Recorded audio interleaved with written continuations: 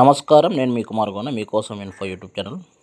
గత 2 రోజులుగా ఆంధ్రప్రదేశ్ అంతటా వాట్సాప్ గ్రూపుల్లో, ఫేస్బుక్కుల్లో కొత్త పెన్షన్కు దరఖాస్తులు మొదలయ్యాయని, ఒక ఫారం నింపి సచివాలయంలో వేస్తే పెన్షన్ వస్తుందని ఒక ఫేక్ న్యూస్ వైరల్ అవుతూ ఉంది.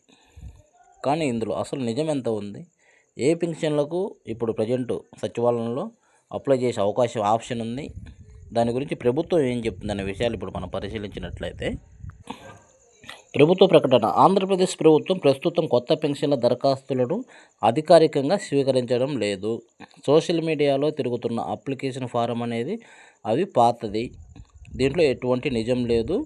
ఆంధ్రప్రదేశ్ ప్రజానీకం ఈ విషయాన్ని గమనించవలసిందిగా ఆంధ్రప్రదేశ్ ప్రభుత్వం నుంచి అయితే ఒక నోటీసు రావడం జరిగింది.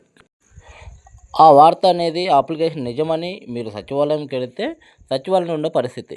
మీరు సచివాలయానికి వెళ్ళినా అక్కడ కొత్త అప్లికేషన్ రిజిస్ట్రేషన్ కోసం కంప్యూటర్లో ఎలాంటి ఆప్షన్ ఇంకా ఓపెన్ కాలేదు. కాబట్టి ఇప్పుడు మీరు ఈ ఫామ్ ఇచ్చినా కానీ అది ఆన్లైన్లో చేయడానికి అవకాశం ఉండదు. కాబట్టి మీరు ఇచ్చినా వ్యర్థమే.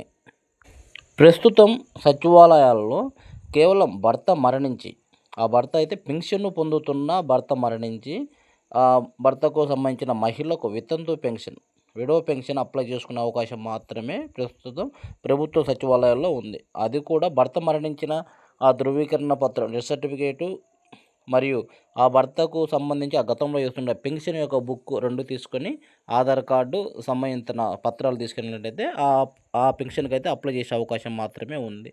అంతేగాని నార్మల్ వితంతు పెన్షన్ కానీ, వృద్ధాప్య పెన్షన్ కానీ, లేదా ఇతరత్ర మన వికలాంగుల పెన్షన్ కానివ్వండి, ఒంటరి మహిళల పెన్షన్ కానివ్వండి, ఇలాంటివి ఏ పెన్షన్ కూడా ప్రస్తుతం అయితే అధికారికంగా సచివాలయాల్లో అప్లికేషన్ స్వీకరించడం లేదు.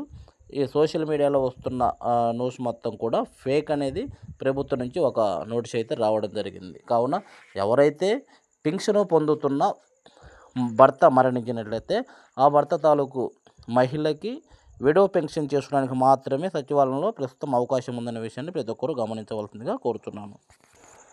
అదేవిధంగా ప్రభుత్వం ఎప్పుడైనా కొత్త పెన్షన్లకు దరఖాస్తుల ప్రక్రియను ప్రారంభించినట్లయితే అది అధికారికంగా జీవో జారీ చేయడం జరుగుతుంది.